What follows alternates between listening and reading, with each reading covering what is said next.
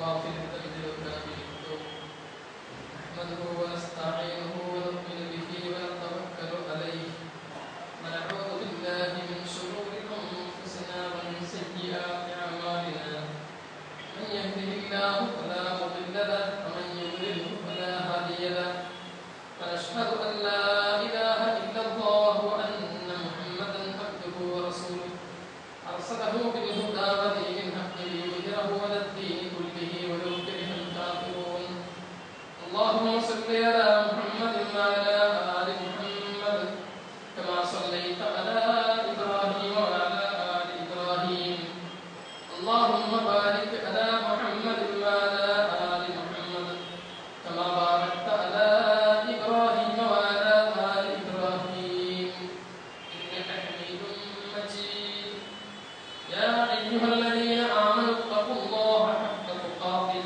فلا تموتن إلا وأنتم مسلمون بسم الله الرحمن الرحيم والذين إذا ذكروا بآيات ربهم لم يخروا عليها صما وعميانا رب اشرح لي صدري ويسر لي أمري واحلل عقدة من لساني يفقهوا قولي സഹോദരന്മാരെ അല്ലാഹുവിന്റെ വിധിവിലക്കുകൾ ജീവിതത്തിന്റെ എല്ലാ മേഖലയിലും പരമാവധി പാലിച്ചുകൊണ്ട് തഖ്വയും ഈമാനും മുറുകെ പിടിച്ച് ജീവിതം മുന്നോട്ട് നയിക്കാൻ ശ്രമിക്കണമെന്ന് ആമുഖമായി എൻ്റെ ശരീരത്തോടും നിങ്ങളോടും ഉണർത്തുകയാണ്.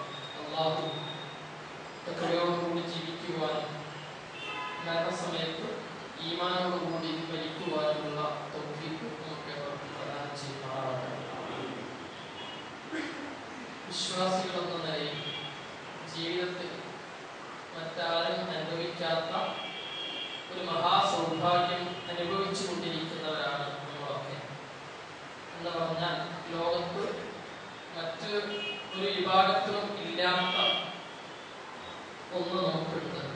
സമ്പത്ത് കൊണ്ട് ഒരുപക്ഷെ വിശ്വാസികളായ നമ്മളൊക്കെ കുറെ ആളുകൾ പറകിൽ നിൽക്കുന്നവരുണ്ടാകാം. അതുപോലെ സ്ഥാനമാനങ്ങൾ കൊണ്ടും അധികാരം കൊണ്ടും ഒക്കെ പിന്നിൽ നിൽക്കുന്നവരുണ്ടാകാം. പക്ഷെ വിശ്വാസം നമുക്ക് നൽകുന്ന ഒരു മഹത്തായ സൗഭാഗ്യമുണ്ട് ഭൗതിക ജീവിതത്തിൽ. അത് മനസ്സമാധാനമാണ്, മനഃശാന്തിയാണ്. മറ്റാർക്കും കിട്ടാത്ത, മറ്റുള്ള ആളുകൾക്കൊന്നും കിട്ടാത്ത ഒന്ന് ഏതൊരു പ്രതിസന്ധിയുടെ ഘട്ടത്തിലും പിടിച്ചു നിൽക്കുവാൻ നമുക്ക് ധൈര്യം നൽകുന്നത് ഈ വിശ്വാസമാണ്. മനുഷ്യന്റെ ജീവിതത്തിന് മനസ്സമാധാനം കിട്ടാനുള്ള മാർഗം അതിന് ഭൗതികമായ ഏതൊക്കെ തരത്തിലുള്ള കോപ്പുകുത്തലുകൾ ഉണ്ടായാലും ശരി, അതിനൊക്കെയും പരിമിതികളുണ്ട്. ആത്യന്തികമായിട്ട് വിശുദ്ധ ഖുർആൻ പറഞ്ഞതുപോലെ അലാ ബിദിക്രില്ലാഹി തത്മഇന്നുൽ ഖുലൂബ്, മനുഷ്യന് മനസ്സിന് സമാധാനം കിട്ടുന്നത് അല്ലാഹുവിലുള്ള വിശ്വാസം കൊണ്ടും അല്ലാഹുവിനെ കുറിച്ചുള്ള ദിക്ർ കൊണ്ടുമാണ്. അതാണ് ഖുർആൻ പറഞ്ഞിട്ടുള്ളത്. ആർക്കാണോ സമാധാനം, ആർക്കാണ് ശാന്തി, അത് അല്ലദീന ആമനു വലം യൽബിസു ഈമാനഹും ബിദുൽമിൻ ഉലൈക ലഹുൽ അംൻ, ആരാണോ യഥാർത്ഥ വിശ്വാസം വെച്ച് പുലർത്തുകയും ആ വിശ്വാസത്തിൽ കളങ്കം ചേർക്കാതിരിക്കുകയും ചെയ്യുന്നവർ, അവർക്കാണ് യഥാർത്ഥത്തിൽ ശാന്തി ലഭിക്കുന്നത്. മതം കൊണ്ട് മാത്രമേ മനുഷ്യന് ശാന്തി ഉണ്ടാകൂ. ഇത് വർത്തമാനകാലത്ത് നമ്മുടെ നാട്ടിലെ നാം ജീവിക്കുന്ന ചുറ്റുപാടിലെ അനുഭവമാണ്.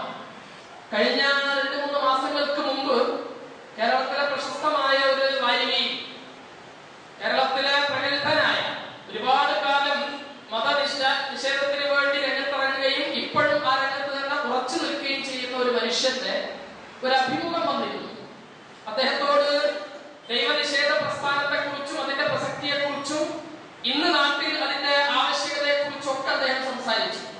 അവസാനം ലേഖകൻ ചോദിക്കുന്ന ഒരു ചോദ്യമുണ്ട്, ശരി, ഇതൊക്കെ ആണെങ്കിലും ഈ പ്രവർത്തനം നിങ്ങൾക്ക് മനസ്സമാധാനം നൽകുന്നുണ്ടോ? അദ്ദേഹം അതിന് കൊടുത്ത മറുപടി ഇല്ല.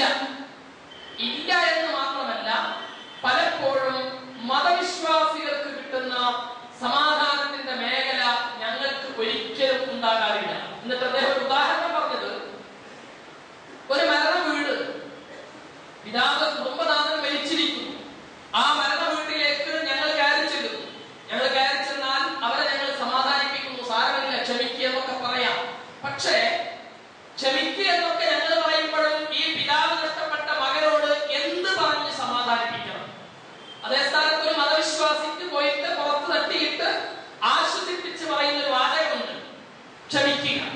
പിതാവ് ഇവിടെ നഷ്ടപ്പെട്ടാലും നാളെ സ്വർഗ്ഗലോകത്ത് അള്ളാഹുവിന്റെ ജന്നാത്തുൽ ഫിർദൗസിൽ ഒരുമിച്ച് കൂടാനുള്ള സൗഭാഗ്യം ഉണ്ടാകും. ഇപ്പൊ ഇവിടെ ക്ഷമിക്കണം. ഇത് പറയാൻ, ഇങ്ങനെ ഒരു ആശ്വാസം കൊടുക്കാൻ അത് മതവിശ്വാസിക്ക് മാത്രമേ സാധിക്കുകയുള്ളൂ എന്നത് ഒരു യുക്തിവാദി അല്ലെങ്കിൽ മതനിഷേധ പ്രസ്ഥാനത്തിന് വേണ്ടി തന്റെ ജീവിതം മുഴുവൻ ഒഴിഞ്ഞു വെച്ച മനുഷ്യൻ അദ്ദേഹത്തിന്റെ ജീവിതത്തിന്റെ അനുഭവങ്ങളുടെ രത്ന ചുരുക്കം പറയുന്നത് ഈ സമാധാനം കിട്ടാൻ അത് മതം കൊണ്ട് മാത്രമേ സാധിക്കുകയുള്ളൂ. അപ്പോ നമ്മളൊക്കെ മുസ്ലിം ആയതിൽ അഭിമാനിക്കുക, മതവിശ്വാസികളായതിൽ ആശ്വസിക്കുക. മറ്റൊന്നും കിട്ടിയില്ല എങ്കിലും ഒരു മനസ്സിലുള്ള സമാധാനം, പിരിമുറുക്കം ഒഴിവായി കിട്ടും. ആത്മഹത്യയുടെ വക്കിലെത്തിയിട്ടുള്ള ഒരു മനുഷ്യനോട് അതിൽ നിന്ന് തിരിച്ചു വരാൻ ഭൗതികമായ ഒന്ന് പറഞ്ഞ് അവരെ രക്ഷപ്പെടുത്താൻ സാധിക്കില്ല. റെയിൽവേ സ്റ്റേഷനിൽ പോയിട്ട് ട്രെയിനിന് തലവെക്കാൻ പോകുന്ന ഒരു മനുഷ്യൻ, ആ മനുഷ്യനോട് ആശ്വസിപ്പിച്ച് പുറത്തു തട്ടിയിട്ട് കൂട്ടിക്കൊണ്ടുവരുന്നു എന്ന് പറഞ്ഞിട്ട് മക്കള് മരിച്ചുപോയി, ബിസിനസ് ഒക്കെ നഷ്ടപ്പെട്ടു പോയി, ജീവിതത്തിൽ ഇനി ആകെ നിരാശപ്പെട്ടിരിക്കുന്നു. ഈ നിരാശപ്പെടുന്ന മനുഷ്യനോട് ദൈവവിശ്വാസമില്ലാത്ത, പരലോക വിശ്വാസമില്ലാത്ത, മതവിശ്വാസമില്ലാത്ത ഒരു മനുഷ്യന് ആശ്വസിപ്പിക്കുവാൻ വാക്കുകൾ അറിയില്ല. എന്നാൽ മതവിശ്വാസിക്ക് വിശ്വാസത്തിന്റെ പ്രസക്തി വർദ്ധിക്കുന്നത് എവിടെയാണ്? ആശ്വാസമാണ്. ജീവിതത്തിന്റെ നീല മേഖലയിലും, അത് സാമ്പത്തികം, കുടുംബം, സാമൂഹ്യം, ഏതേത് മേഖലയാണെങ്കിലും ആ മേഖലയിലൊക്കെയും മനുഷ്യന് ആശ്വാസമാണ്. ഭൗതിക ജീവിതത്തിൽ മതവിശ്വാസം എന്ന് പറയുന്നത് ആശ്വാസമാണ്. ഇനി ഇതിന്റെ വേറെ ഒരു വശമുണ്ട്, അതാണ് ഇന്ന് ഏറെ പ്രസക്തമായിട്ടുള്ളത്. ഇന്ന് ലോകത്ത് മതവും മതവിശ്വാസവും ഏറെ ചർച്ച ചെയ്യപ്പെട്ടുകൊണ്ടിരിക്കുന്ന നാളിലാണ് നമ്മൾ ജീവിക്കുന്നത്. ലോകത്തിന്റെ എല്ലാ ഭാഗത്തും, അത് ക്രൈസ്തവ മതമാണെങ്കിലും ഹിന്ദു മതമാണെങ്കിലും ഇസ്ലാം മതമാണെങ്കിലും ഒക്കെ മതങ്ങളും മതങ്ങളുടെ പ്രവർത്തനങ്ങളും ഒക്കെ ഇന്ന് ഏറെ ചർച്ചയാണ്. മതമാണ് ഇന്ന് മനുഷ്യന് ഏറ്റവും കൂടുതൽ തലവേദന ഉണ്ടാക്കുന്നത്. എവിടെയെങ്കിലും ഒരു മരണം സംഭവിച്ചിട്ടുണ്ടെങ്കിൽ അതിന്റെ പിന്നിൽ ഒരു മതവിശ്വാസം ഉണ്ടാകുന്നു. എവിടെയെങ്കിലും ഒരു കൊലപാതകവും അതുപോലെ തന്നെ ഏതെങ്കിലും തരത്തിലുള്ള അക്രമങ്ങളൊക്കെ ഉണ്ടാകുമ്പോൾ അതിന്റെ പിന്നിൽ മതവിശ്വാസം ഉണ്ടാകുന്നു. ഇവിടെയാണ് മതത്തെ നശിപ്പിക്കുവാൻ ചരിത്രത്തിലുടനീളം ഇസ്ലാമിനെ നശിപ്പിക്കുവാൻ ചരിത്രത്തിലുടനീളം ശ്രമിച്ചിട്ടുള്ള ശ്രമം, മതത്തെ നിഷേധിച്ചുകൊണ്ടുള്ള ശ്രമം തുലോം കുറവാണ്. മനസ്സിലാക്കി? മതത്തെ നിഷേധിച്ചുകൊണ്ടുള്ള ഇസ്ലാമിനെ എതിർക്കുവാനുള്ള ശ്രമം ലോകത്ത് വളരെ കുറച്ച് മാത്രമേ നടന്നിട്ടുള്ളൂ ചരിത്രത്തിൽ. എന്നാൽ അതിന്റെ 10 മടങ്ങ് ഇരട്ടിയാണ് മതത്തെ ഉപയോഗപ്പെടുത്തിക്കൊണ്ട് മതത്തെ നശിപ്പിക്കുവാനുള്ള ശ്രമം. നിങ്ങൾ പ്രവാചകന്മാരുടെ ചരിത്രം പരിശോധിച്ചു നോക്കുക. മഹാനായ മൂസാ നബി അലൈഹിസ്സലാം, മൂസാ നബിയുടെ ചരിത്രത്തിന്റെ ഒരു പ്രത്യേകത ഉണ്ടല്ലോ. ഏറ്റവും കൂടുതൽ അള്ളാഹുവിന്റെ സഹായവും അള്ളാഹുവിന്റെ ദൃഷ്ടാന്തവും ഏറ്റുവാങ്ങിയിട്ടുള്ളവരാണ് മൂസാ നബി അലൈഹിസ്സലാമിന്റെ അനുയായികൾ, ബനൂ ഇസ്രായേൽ. ആ ബനൂ ഇസ്രായേലിന് ഫിർഔനിന്റെ കിരാതമായ അക്രമത്തിൽ നിന്ന് രക്ഷപ്പെട്ട് അവിടെ തീര് മരുഭൂമിയിലെത്തിയപ്പോൾ ആലോചിച്ചു എന്താ സംഭവിച്ചത്? മൂസാ നബി അലൈഹിസ്സലാം തൗറാത്ത് വാങ്ങാൻ വേണ്ടി തൂരിസിനാ പർവ്വതത്തിലേക്ക് പോയപ്പോ അവിടെ ആരും വന്നിട്ട് ഇതാ മൂസ ഇത്രയും കാലം നിങ്ങളെ പറ്റിക്കുകയായിരുന്നു, മൂസ പറഞ്ഞ ദൈവമൊന്നും ഇല്ലാത്തതാണ് എന്ന് ആരും പറഞ്ഞിട്ടില്ല. മറിച്ച് സാമിനി എന്ന് പറയുന്ന ഒരു മനുഷ്യൻ അവരുടെ മുന്നിലേക്ക് ഒരു വിശാലായിട്ട് കടന്നു വരുന്ന എങ്ങനെയാണ്?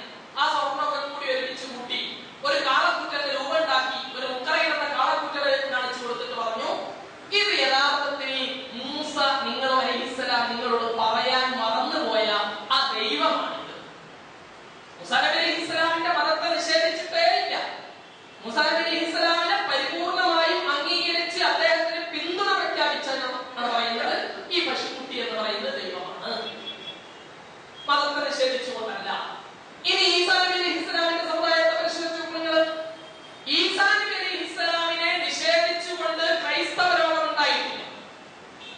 ഈസാ നബിയെ അംഗീകരിക്കുന്നു എന്ന് മാത്രമല്ല, കൂടുതൽ അംഗീകരിച്ച് അവസാനം എത്തിച്ചേരുന്നത് ഈസാ നബി അലൈഹിസ്സലാം ദൈവത്തിന്റെ പുത്രനാണ് എന്ന അവസ്ഥയിലേക്ക്, എന്ന വാദഗതിയിലേക്ക് എത്തി.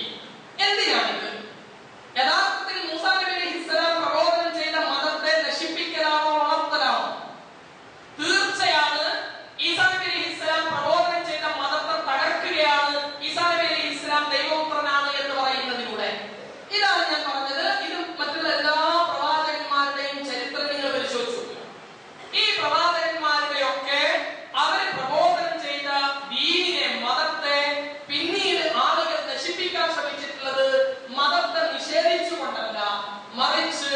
മതത്തെ അംഗീകരിച്ച് മതത്തിൽ പുതിയത് കടത്തിക്കൂട്ടി അന്ധവിശ്വാസങ്ങൾ കടത്തിക്കൂട്ടിയിട്ടാണ് മതത്തെ നിഷേധിക്കുവാൻ, മതത്തെ നശിപ്പിക്കാൻ ശ്രമിച്ചിട്ടുള്ളത്. മഹാനായ മുഹമ്മദ് റസൂലുള്ളാഹി സ്വല്ലല്ലാഹു അലൈഹി വസല്ലം, മുഹമ്മദ് നബി സ്വല്ലല്ലാഹു അലൈഹി വസല്ലമയുടെ അനുചരന്മാരിൽ നോക്കുക, എവിടെയാ ഇസ്ലാമിന്റെ നേരെ ആയുധം കൊണ്ടുണ്ടായിട്ടുള്ള ഒരുപാട് പോരാട്ടങ്ങളുണ്ട്. ആ പോരാട്ടങ്ങളിൽ ഒന്നും തന്നെ ഇസ്ലാമിനെ നശിപ്പിക്കുവാൻ, ഇസ്ലാമിനെയും മുസ്ലിങ്ങളെയും നശിപ്പിക്കുവാൻ ശത്രുക്കൾക്ക് സാധിച്ചിട്ടില്ല എന്നത് 14 നൂറ്റാണ്ട് കാലത്തെ ഇസ്ലാമിക ചരിത്രം കൃത്യമായി പരിശോധിച്ചു നോക്കുക. എവിടെയും ശത്രുക്കൾക്ക് ഇസ്ലാമിനെ നശിപ്പിക്കാൻ സാധിച്ചിട്ടില്ല. നേർക്ക് നേരെ വന്ന് പടവരുന്നത്. പിന്നെ എങ്ങനെയാ മുസ്ലിമീങ്ങളെ നശിപ്പിക്കാൻ കഴിഞ്ഞത്? ചെറിയ ഉദാഹരണം പറഞ്ഞേ. റസൂലുള്ളാഹി സ്വല്ലല്ലാഹു അലൈഹി വസല്ലം ജീവിതത്തിൽ 80ഓളം പടനീക്കങ്ങൾ നടത്തേണ്ടി വന്നിട്ടുണ്ട് ആ പ്രവാചകൻ. അത് വേറൊരു സംഭവം പറയേണ്ടതാണ്. പ്രവാചകന്റെ ജീവിതത്തിൽ ഉണ്ടായ യുദ്ധങ്ങൾ എന്തിനായിരുന്നു എന്നൊക്കെ.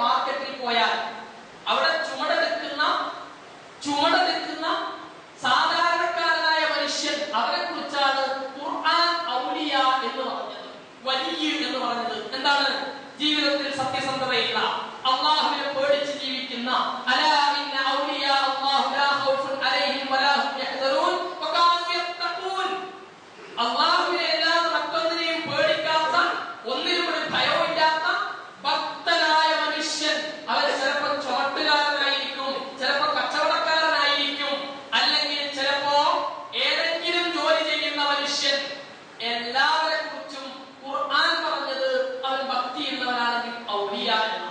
എന്നാൽ നമ്മുടെ നാട്ടിൽ മതവിശ്വാസത്തിന്റെ പേരിൽ ഒരു പുതിയ വിശ്വാസം കടത്തിക്കൂട്ടി ഔലിയ എന്ന് പറഞ്ഞാൽ അത് നിഗൂഢമായ എന്തൊക്കെയോ സംഗതികൾ എന്തൊക്കെയോ ഉള്ളതാണ്.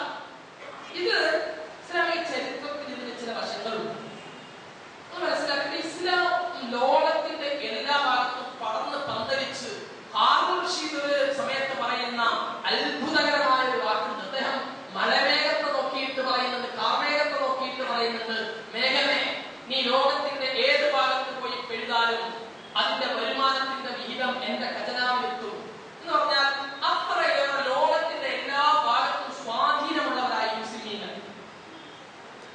കൊർഡോവ യൂണിവേഴ്സിറ്റിയിൽ കാലാവസ്ഥാ നിരീക്ഷണ കേന്ദ്രത്തെ കുറിച്ച് നമ്മൾ സൂചിപ്പിച്ചു. അത്രയേറെ വമ്പിച്ച പുരോഗതി ഉണ്ടായി. ഞാൻ നേരത്തെ സൂചിപ്പിച്ച ശക്തികൾ ഇസ്ലാമിനെ നേർക്ക് നേരെ നശിപ്പിക്കുന്നതിന് പകരം ശ്രമിച്ചത് മതത്തിൽ പുതിയ പുതിയ ഓരോന്നുണ്ടാക്കി. അതാണ് ഗ്രീക്ക് യമന തത്വചിന്തകൾ മതത്തിന്റെ ലേബലിലേക്ക് കടന്നു വരികയും ഒരു കാലത്ത് നിങ്ങൾ അറിയോ മുസ്ലിം പണ്ഡിതന്മാർ മുഴുവൻ നിങ്ങൾ സങ്കല്പിച്ചാൽ മതി. ഇന്നത്തെ ജമിയത്തുൽ ഉലമകൾ മുഴുവൻ അക്കാലത്തുള്ള ജമിയത്തുൽ ഉലമകളുടെ മുഴുവൻ ചർച്ച ഖുർആൻ സൃഷ്ടിയാണോ സൃഷ്ടാവോ, ഖുർആൻ അല്ലാതെ സൃഷ്ടിയാണോ സൃഷ്ടാവോ. ഈ ചർച്ചയ്ക്ക് വാദപ്രതിവാദങ്ങൾ, ചർച്ചാ സദസ്സുകൾ, ഇങ്ങനെ അതെന്തൊക്കെയോ പുതിയ ആളുകൾക്ക് മനസ്സിലാകാത്ത സംഗതികളിലായി. അപ്പോ മതപണ്ഡിതന്മാരൊന്ന് വേറെ, സാധാരണക്കാരൊന്ന് വേറെ, അങ്ങനെ വേർതിരിക്കാൻ സാധിച്ചു. അത് കഴിഞ്ഞ് കുറച്ച് കഴിഞ്ഞപ്പോ ഫിഖ്ഹിന്റെ മസ്അലകളായി. ഇസ്ലാം എന്ന് പറഞ്ഞാൽ എന്താ? ഇസ്ലാം എന്ന് പറഞ്ഞാൽ അത് ഫിഖ്ഹിന്റെ കിതാബുകളിലുള്ള കുറെ ചർച്ചകൾ, ആവശ്യമില്ലാത്ത കുറെ ചർച്ച, രസകരമായ ചില ചർച്ചകളാണ് നടന്നത്. ഒരു പശു ഒരു ആൺകുട്ടിയെ പ്രസവിച്ചു. ആൺകുട്ടിയെ പ്രസവിച്ചാൽ ആ കുട്ടിയെ കാതിയാക്കാൻ പറ്റുമോ? ഒരു പശു പ്രസവിച്ച ആൺകുട്ടിയെ കാതിയാക്കാൻ പറ്റുമോ? അപ്പൊ ഇങ്ങനെ ചർച്ച ചെയ്ത് അവസാനം ചർച്ച ചെയ്ത് കാണാൻ കഴിയും. അദ്ദേഹത്തെ കാതിയാക്കാം, എന്നിട്ട് പെരുന്നാളിന്റെ കുത്തുവക്കാരെ നിർദ്ദേശിക്കാം, കുട്ടനെ കിട്ടിയിട്ടില്ലെങ്കിൽ അയാളോട് ചർക്കുകയും ചെയ്യാം. ഇത് ഫിഖ്ഹിന്റെ കിതാബിൽ പഠിപ്പിച്ച പാഠമാണ്. ഒരുപാട് രസകരമായ ഞാൻ സൂചിപ്പിച്ചതിന്റെ മതം എന്ന് പറഞ്ഞാൽ സാധാരണക്കാരനുമായിട്ട് ബന്ധമില്ലാത്ത എന്തൊക്കെയോ ചില സംഗതികളാണെന്ന് വരുത്തി തീർത്തിട്ടാണ് ഇസ്ലാമിലേക്ക് പുതിയ വിശ്വാസങ്ങളെ കടത്തിക്കൂട്ടിയത്. ഇത് പിന്നീട് എന്തായെന്നറിയോ, നമുക്കിതൊന്നും മനസ്സിലാവില്ല. ഖുർആൻ നമുക്കൊന്നും മനസ്സിലാവില്ല. ആദ്യം ചെയ്ത പണി അതാണ്. ഖുർആനിൽ നിന്നും പ്രവാചകന്റെ ചര്യയിൽ നിന്നും ആളുകളെ തടഞ്ഞു നിർത്തി. എന്നിട്ട് ഞങ്ങൾ പറയുന്ന മതത്തിന്റെ ആളുകൾ എന്ന് പറഞ്ഞുകൊണ്ട് കുറെ ആളുകളുണ്ട്. ഞങ്ങൾ പറയുന്നത് നിങ്ങൾ കേട്ടാൽ മതി. അതിനപ്പുറത്ത് ആലോചനയുടെ, ചിന്തയുടെ, ഇജ്തിഹാദിന്റെ വശങ്ങളെ കൊട്ടിയടച്ചു പറഞ്ഞു. ഇതാണ് അന്ധവിശ്വാസം ഇസ്ലാമിക ലോകത്തേക്ക് കടത്തിക്കൂട്ടി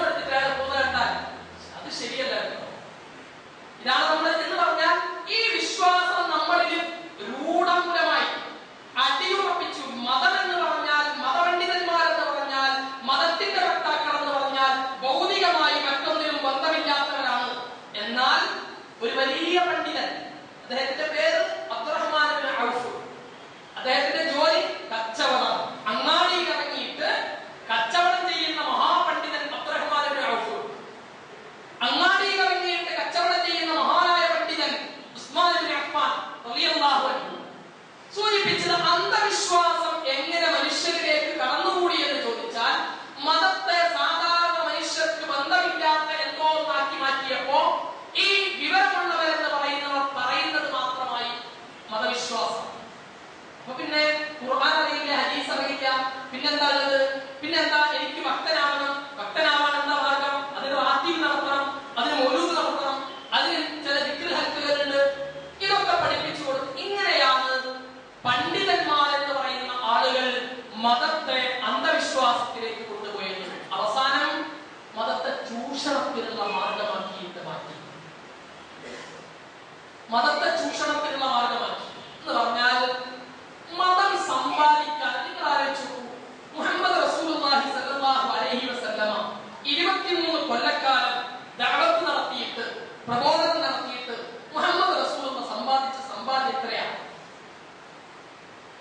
അവസാനം മരിക്കുമ്പോൾ നമുക്കറിയാമോ റസൂലുള്ളാഹി സ്വല്ലല്ലാഹു അലൈഹി വസല്ലമയുടെ വസിയത്ത്, ഈ പരിച ഇന്ന മനുഷ്യന്റെ അടുക്കൽ പണയം വെച്ചിരിക്കുകയാണ്, അതിന്റെ പൈസ കൊടുക്കാനുണ്ട് എന്ന് പറയുന്ന അവസ്ഥ. ആ കടം വീട്ടിയിട്ട് മരിക്കുന്ന റസൂലുള്ള. എന്നാൽ ഇന്നത്തെ മതം എന്ന് പറഞ്ഞുകൊണ്ട് നടക്കുന്ന, മതത്തിന്റെ മേലങ്കി അണിഞ്ഞുകൊണ്ട് നടക്കുന്ന ആളുകൾക്ക് പലപ്പോഴും ഉണ്ടാകുന്നത് അതിന് പൈസയുടെ വരവിന്റെ, കാശ് വരവിന്റെ മാർഗമാണ്. അതുകൊണ്ടാണ് പുതിയ പുതിയ ചികിത്സാ മുറകളൊക്കെ ഇന്ന് നാട്ടിൽ വരുന്നത്. നമ്മൾ കേട്ടപ്പോൾ 1-2 സ്ത്രീകൾ മരിച്ചു. എന്താണ് മതം എന്ന് പറഞ്ഞപ്പോ, അത് ഖുർആൻ എന്ന് പറഞ്ഞപ്പോ അതെന്റെ രോഗം മാറ്റാനുള്ള സാധനമാണ്. എനിക്ക് വല്ല അസുഖം വന്നാൽ ആ അസുഖം മാറ്റാനുള്ള സാധനമാണ് ഖുർആൻ. അങ്ങനെ എവിടെയാ പറഞ്ഞത്? അങ്ങനെ എവിടെയാ പറഞ്ഞതെന്ന് വെച്ചാൽ സാധാരണ തലവേദനയും അതുപോലെ തന്നെ നെഞ്ചുവേദനയൊക്കെ വന്നാൽ ഖുർആൻ ഓതിയാൽ മതി എന്ന് പറഞ്ഞ ആളുകൾ വിശ്വസിക്കില്ല. അതുകൊണ്ട് പുതിയൊന്നും ഉണ്ടായി കൊടുത്തു. നിങ്ങൾക്ക് രോഗം ഉണ്ടാക്കാൻ വേറെ ചില ജീവികളുണ്ട്, വേറെ ചില ആളുകളുടെ ജിന്നുകളും ശൈത്താന്മാരൊക്കെ നിങ്ങളുടെ ശരീരത്തിൽ ഇടപെട്ടിട്ട് അസുഖം ഉണ്ടാക്കും. അത് മാറ്റാൻ ഡോക്ടർമാർക്കാർക്കും ചികിത്സ അറിയില്ല. അപ്പൊ പിന്നെ ഞങ്ങൾ എന്ത് വരിക? ഞങ്ങൾ ചികിത്സിച്ചു തരും. അതിന് അടിയാവാം, അതിന് വേണമെങ്കിൽ പീഡനമാർഗങ്ങളാവാം. ഇവിടെയാണ് നമ്മളൊന്ന് മനസ്സിലാക്കേണ്ടത്. മതം എന്ന് പറയുന്നത് മനുഷ്യന്റെ ഭൗതികമായ ലാഭത്തിന് വേണ്ടിയിട്ടുള്ള മാർഗമേ അല്ല. ഖുർആൻ ശിഫയാണ്. ശിഫാഉൽ ലിമാ ഫിസ് സുദൂർ, ഹൃദയത്തിന് ശമനമാണ്. രോഗം വന്നാൽ ക്ഷമിക്കുവാനുള്ള മനസ്സുണ്ടാക്കുവാനാണ് ഖുർആൻ. ദാരിദ്ര്യമുണ്ടായാൽ ആ ദാരിദ്ര്യത്തിൽ നിന്ന് കുഫ്റിലേക്ക് പോകാതെ മനസ്സിനെ പിടിച്ചു നിർത്തുവാൻ, മനസ്സിന്റെ രോഗത്തെ മാറ്റാനുള്ളതാണ് വിശുദ്ധ ഖുർആൻ. അല്ലാതെ ഖുർആനിലെ ആയത്തുകൾ എടുത്തിട്ട് മന്ത്രിച്ചൂരിയിട്ട് അല്ലെങ്കിൽ അടിച്ചിട്ട് അല്ലെങ്കിൽ ഏതെങ്കിലും വിധത്തിലുള്ള ചികിത്സാ രൂപങ്ങൾ ഉണ്ടാക്കിയിട്ട് ഖുർആൻ തെറാപ്പിയും അതുപോലെ തന്നെ പുതിയ പുതിയ ചികിത്സാ രീതിയും, ഇത് മുഴുവൻ നേരത്തെ സൂചിപ്പിച്ച ഇസ്ലാമിനെ നശിപ്പിക്കുവാൻ പുറത്തു നിന്ന് കാലങ്ങളായിട്ട്, നൂറ്റാണ്ടുകളായിട്ട് മുസ്ലിമീങ്ങളെ നശിപ്പിക്കാൻ വേണ്ടി ശ്രമിച്ചിട്ട് പരാജയപ്പെട്ട ശക്തികൾ ഇസ്ലാമിന്റെ ഉള്ളിൽ കയറി കൂടിയിട്ട് ഇസ്ലാമിനെ നശിപ്പിക്കുവാനുള്ള ശ്രമമാണ്. കൃത്യമായി ഇത് നമ്മൾ മനസ്സിലാക്കണം. اللهم بارك فيك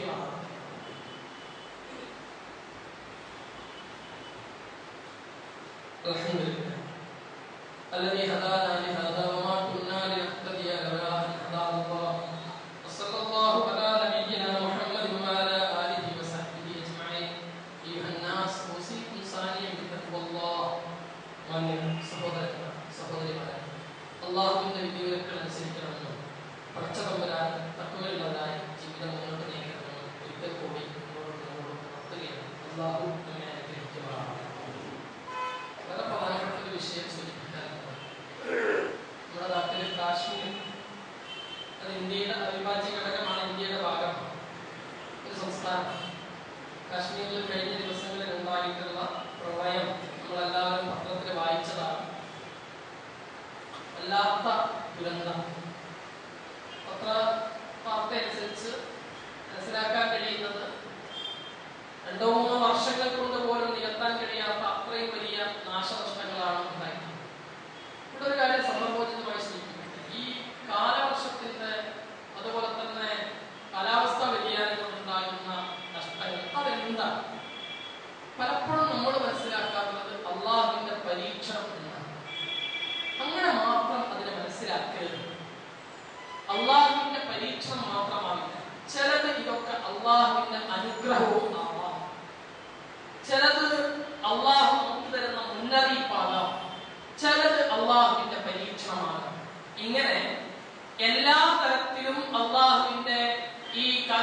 കാലവർഷത്തിന്റെയും കാലാവസ്ഥ വ്യതിയാനം കൊണ്ടും ഉണ്ടാകുന്ന പരീക്ഷണങ്ങളുണ്ടാകും. ഒരുപക്ഷെ കാശ്മീരിൽ സംഭവിക്കുന്ന ദുരന്തം ആ നാട്ടുകാർക്ക് എന്തോ അനുഗ്രഹം അള്ളാഹു കരുതിയിട്ടുണ്ടാവാം, അല്ലെങ്കിൽ അള്ളാഹു അവർക്ക് എന്തോ നിന്ന് മുന്നറിയിപ്പ് കൊടുക്കുകയാവാം, അല്ലെങ്കിൽ അത് പരീക്ഷണമാവാം. നമുക്ക് അള്ളാഹുവിനോട് പ്രാർത്ഥിക്കുവാനുള്ളത്, അള്ളാഹുവേ ഇത്തരത്തിലുള്ള വൻ ദുരന്തങ്ങൾ കൊണ്ടുള്ള പരീക്ഷണങ്ങൾ ഞങ്ങളെ പരീക്ഷിക്കരുത് എന്ന് നിരന്തരമായി പ്രാർത്ഥിക്കുക. ഇമാം ദഹബി റഹ്മത്തുള്ളാഹി അലൈഹി അദ്ദേഹത്തിന്റെ ഒരു ഗ്രന്ഥമുണ്ട്, അതിന്റെ പേര് വൻപാപങ്ങൾ എന്നാണ്. അതിലെ 32ാമത്തെ വൻപാപമായിട്ട് ഇമാം ദഹബി റഹ്മത്തുള്ളാഹി അലൈഹി എണ്ണുന്നത് ഈ പ്രകൃതി ദുരന്തങ്ങളിൽ നിന്ന്, അള്ളാഹുവിന്റെ പരീക്ഷണങ്ങൾ വരുന്നതിൽ നിന്ന് പേടിക്കാതിരിക്കുക, അതിനെക്കുറിച്ച് സൂക്ഷ്മത പാലിക്കാതിരിക്കുക എന്ന് പറയുന്നത് വൻ പാപമായിട്ടാണ് ഇമാം ദഹബി റഹ്മത്തുള്ളാഹി അലൈഹി എണ്ണിയിട്ടുള്ളത്. എപ്പോഴും നമ്മളൊക്കെ നിസ്സഹായരാണ് എന്ന ഒരു ബോധം നമുക്കുണ്ടാവണം. എത്ര വലിയ വൺമാളികൾ പണിതാലും, എത്ര വലിയ സുരക്ഷിതരാണ് നമ്മൾ എന്നൊക്കെ കരുതിയാലും ശരി, നമ്മളൊന്നും സുരക്ഷിതരല്ല. അള്ളാഹുവിന്റെ പരീക്ഷണം, അള്ളാഹുവിന്റെ ഇത്തരത്തിലുള്ള പരീക്ഷണങ്ങൾ ഏത് സമയത്തും നമ്മളിലേക്ക് കടന്നു വരാം. അതുകൊണ്ട് ആ ഒരു ചിന്ത നമ്മളിൽ എപ്പോഴുണ്ടാകും. നമുക്ക് ഇപ്പോൾ ചെയ്യാനുള്ളത് ഒന്ന്, ആ സഹോദരങ്ങൾക്ക് വേണ്ടി പ്രാർത്ഥിക്കുക. ആയിരക്കണക്കിന് മനുഷ്യർ ഇന്നും വീടും ഒക്കെ നഷ്ടപ്പെട്ടു, എല്ലാ സമ്പത്തും നഷ്ടപ്പെട്ടു പോയിട്ട് ഒന്നിച്ച ദുരന്തത്തിലാണ്. അള്ളാഹുവിനോട് അവർക്ക് റഹ്മത്ത് ഇറക്കി കൊടുക്കാൻ വേണ്ടി പ്രാർത്ഥിക്കുക. 2, നമ്മളാൽ കഴിയുന്ന സഹായം അവർക്ക് എത്തിച്ചു കൊടുക്കുക. ഒരു അത്യാവശ്യം അള്ളാഹ് അനുഗ്രഹിച്ചല്ലോ, നാളെ കാശ്മീരിലെ ഒരു പള്ളിയിലെ മിമ്പറിൽ വെച്ച് ഇതേ സംസാരം അവിടെ ഒരു സഭയിൽ സംസാരിക്കേണ്ടി ഒന്നുകൂടായില്ല. കേരളത്തിലെ നമ്മുടെ സഹോദരങ്ങൾ വൻ ദുരന്തത്തിൽപ്പെട്ട് അവരൊക്കെ പ്രയാസത്തിലാണ്, നിങ്ങൾ അങ്ങോട്ട് സഹായിക്കണമെന്ന് ഒരുപക്ഷെ കാശ്മീരിൽ വെച്ച് പറയേണ്ടി വരും. നാളെ നമുക്കും ഇത് വരുമെന്ന് അർത്ഥം. അപ്പോ നമുക്ക് അള്ളാഹുവിനെ മുൻനിർത്തിയിട്ട് ചെയ്യാനുള്ള ഒന്ന്, ആ സഹോദരങ്ങൾക്ക് പരമാവധി സഹായങ്ങൾ എത്തിക്കുക. എന്തിനും അവിടെ ആവശ്യമുണ്ട്, ഭക്ഷണവും അതുപോലെ തന്നെ പാർപ്പിടവും സൗകര്യങ്ങളും ഒക്കെ എത്ര കൊടുത്താലും അത് മതിയാവുകയില്ല. ഈ പള്ളിയിൽ അതിനുള്ള സംവിധാനം ഒരുക്കിയിട്ടുണ്ട്. കാശ്മീരിലേക്ക് ദുരന്തം അനുഭവിക്കുന്ന, പ്രയാസം അനുഭവിക്കുന്ന സഹോദരങ്ങളെ സഹായിക്കാൻ വേണ്ടി എല്ലാ ആളുകളും കഴിയാവുന്ന സഹായം ആ ഫണ്ടിലേക്ക് നൽകണമെന്ന് അഭ്യർത്ഥിക്കുകയാണ്. അല്ലാഹു ഞങ്ങളിൽ നിന്ന് വന്നുപോയ പാപങ്ങൾ ഞങ്ങൾക്ക് പുറത്തു തരണം. അല്ലാഹുവേ, നിന്റെ ദീനിന്റെ വിധിവിലക്കുകൾ യഥാവിധി പഠിച്ച് ഖുർആനിൽ നിന്നും ഹദീസിൽ നിന്നും മനസ്സിലാക്കി നിനക്ക് തഖ്വയുള്ളവരായി ജീവിക്കുവാൻ ഞങ്ങളെ അനുഗ്രഹിക്കണം തമ്പുരാനെ. അല്ലാഹുവേ, ഈമാൻ കൈവിട്ടു പോകുന്ന പാപികളിൽ ഞങ്ങളെ ഉൾപ്പെടുത്തരുത് തമ്പുരാനെ. മാരകമായ രോഗങ്ങൾ കൊണ്ട് ഞങ്ങളെ പരീക്ഷിക്കരുത് തമ്പുരാനെ. അല്ലാഹുവേ, അപകട മരണങ്ങൾ തൊട്ട് ഞങ്ങളെ കാത്തുരക്ഷിക്കണം തമ്പുരാനെ. അല്ലാഹുവേ, ഞങ്ങളുടെ മാതാപിതാക്കളിൽ ജീവിച്ചിരിക്കുന്നവർക്ക് നീ ദീർഘായുസ്സും ആഫിയത്തും പ്രദാനം ചെയ്യണം തമ്പുരാനെ. അല്ലാഹുവേ, അവരിൽ നിന്ന് മരിച്ചു പോയവരുടെ ഖബറുകളിൽ നീ വിശാലമാക്കി കൊടുക്കണം തമ്പുരാനെ. അല്ലാഹുവേ, അവരെയും ഞങ്ങളെയും നീ ജന്നാത്തുൽ ഫിർദൗസിൽ ഒരുമിച്ച് കൂട്ടി അനുഗ്രഹിക്കണമേ തമ്പുരാനെ. അല്ലാഹുവേ, ഈ നാട്ടിൽ സമാധാനവും ശാന്തിയും നീ വർഷിച്ചു തരണം തമ്പുരാനെ. അല്ലാഹുവേ, ഈ നാട്ടിൽ മരണം വരെ ഈമാനോടുകൂടി മുസ്ലിങ്ങളായി ജീവിക്കുവാനുള്ള അവസ്ഥയിൽ കാണിക്കണം തമ്പുരാനെ. اللهم اغفر للمؤمنين والمؤمنات والمسلمين والمسلمات الاحياء منهم والاموات انك مجيب الدعوات يا قاضي الحاجات. ربنا آتنا في الدنيا حسنة وفي الآخرة حسنة وقنا عذاب النار. ربنا تقبل منا انك انت السميع العليم وتب علينا انك انت التواب الرحيم. آمين برحمتك يا ارحم الراحمين.